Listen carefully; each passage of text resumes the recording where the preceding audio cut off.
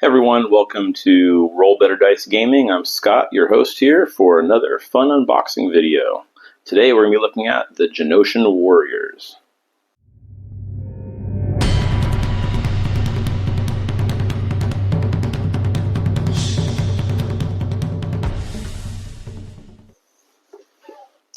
So Geonosian Warriors came out about a week ago now. I was able to finally get my hands on a box. Let's go ahead and tear into this and see what we got going on here.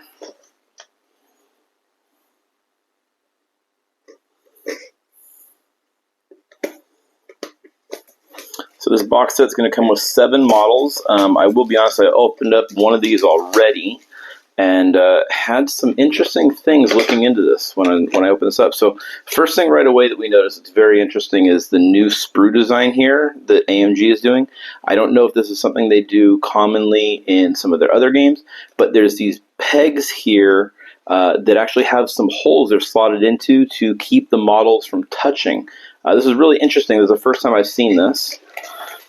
So we've got the models, we'll put those at the side for a minute here, and then all the other fun stuff in the box, starting with the instructions here. Now this isn't the actual instructions, you got to use the QR code up here to go ahead and download the instructions.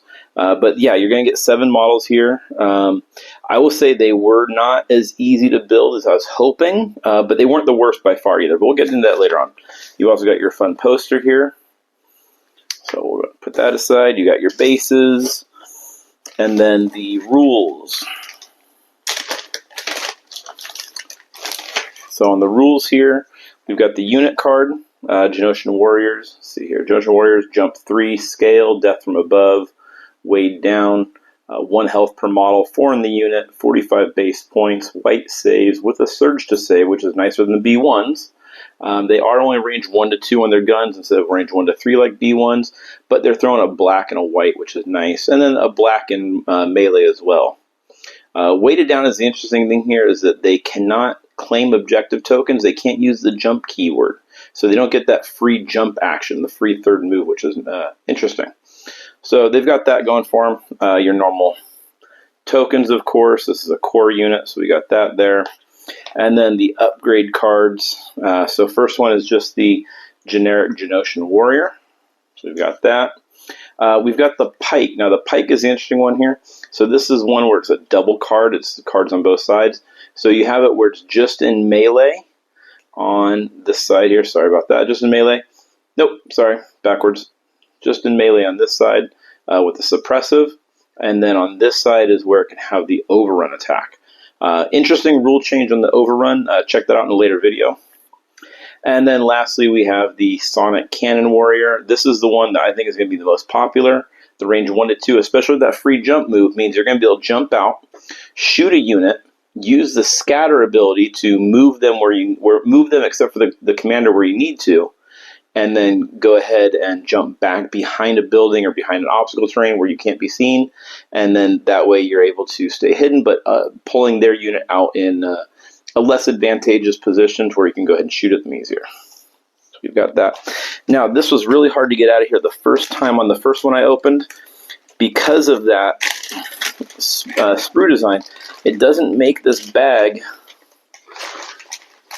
big enough. It's just a little too tight to get it out easily without breaking anything. I was lucky enough not to break anything the first time, and it looks like I should be fine this time. Just bags getting snagged on stuff, just some of those little posts sticking up there. But again, we like those posts. That's what's helping prevent the models from getting damaged in shipping or just sitting in the box. Yeah, see, it's getting really tight right there. That's the same problem I had before. See if we can get this side out first. There we go. So here we go. So we've got, this is where they sit in those little holes, and so it keeps the sprues from touching right there. It gives that nice space, and there's, well, yeah, 4 spots, 2 on each side, that keep those from touching right there. So there's a nice gap in the middle you can see right there on the screen. So starting off on the bigger sprue, looks like on here we're going to have 2 of the same Geonosian Warrior, both the top and the bottom. All 4 of these are going to be the simple ones with the, what is it called, the Sonic Blasters. So we get a nice tight shot in here. So there's all the A pieces. So you can see you've got you've got 2 sets of the A sprue all the way across right there. There is about 12 pieces per model, which seems like quite a bit. I think that could have been trimmed down a little bit. I know a lot of people are complaining about the feet here attaching to the legs. I'll talk about how I did that and what I think worked really well. And then over here, all of the B's, again, a double set. These are going to be the ones that are sitting on the ground, so a little bit easier to build. And then the third sprue, this is the one that's going to have your commander, or the leader for the unit, rather. That's going to be this one right here. Again, with the Sonic Blaster, just in a little bit of a position where he's flying, so you got the little swoosh or whoosh here for him being lifted up off the ground. It does make for a single contact point to the base, which is a little bit troublesome, but they actually work pretty well. Then we've got the guy here in the middle. This is going to be the one with the upgraded weapon with the, not the force pike, where is it? Oh, my card ran away on me here. The Sonic Cannon. And so we've got the Sonic Cannon. You can tell the Sonic Cannon's just got this little bit larger barrel to it, and it's got the little, shoulder rest, armpit rest, whatever you want to call it there. The stock. There we go. It's got the stock for it. And the last one here is the guy at the top of the force pike. So let me grab the ones that I built, and you'll see how they came out. I don't think they came out too bad. The biggest trick that I had when building them was using plastic cement. I tend not to use super glue too much. Obviously, plastic cement is going to hold better. It's going to be a tighter bond. I personally use, what is it here? Yeah, Tester's liquid cement for plastic. That's the one I use. It's got the nice brush applicator here. Not sponsored by Testers at all. But this gives a nice, good, firm hold. So I think these were the A models here. Pull one up nice and close so we can see it here. There we go. Good detail on the wings. I love the ribbing on the wings. It makes for a really nice, unique model. Something that we don't have in Legion already. But really good quality models. And you see you do have to use super glue on to hold them down. But they're on here pretty sturdy. They're not moving around too much. So that was the A model.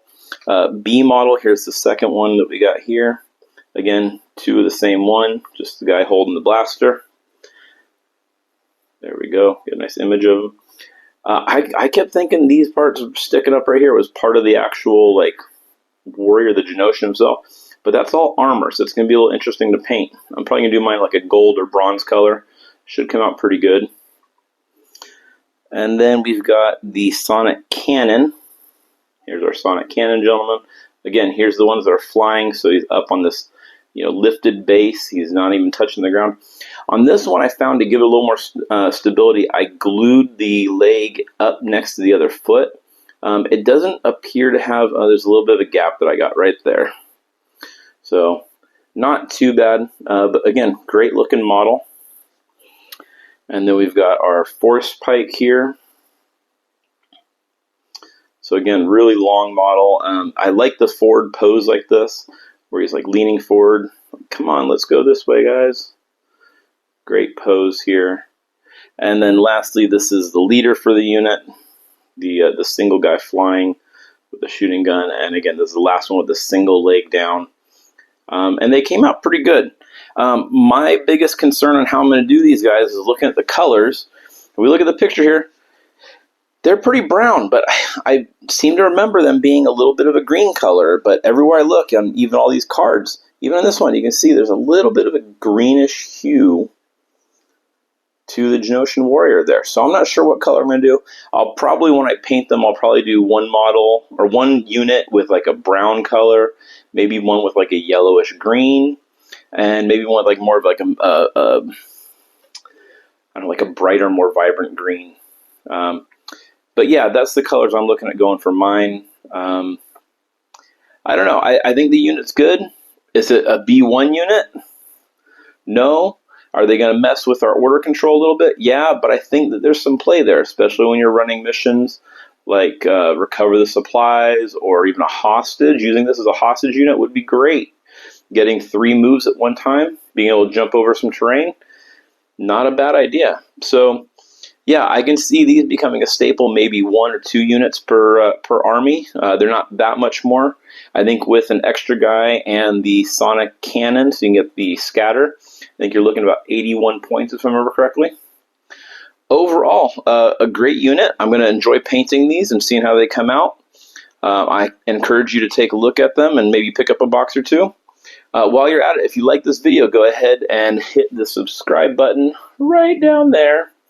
And yeah, we'll be back with more content soon. Thanks for coming, guys, and checking out this unboxing video. We've got the Sunfac and Poggle up next, so check that one out. We should have a little link right up here in the corner for you, right up about here for that one. Catch you guys later, and have fun, happy gaming, and roll better dice.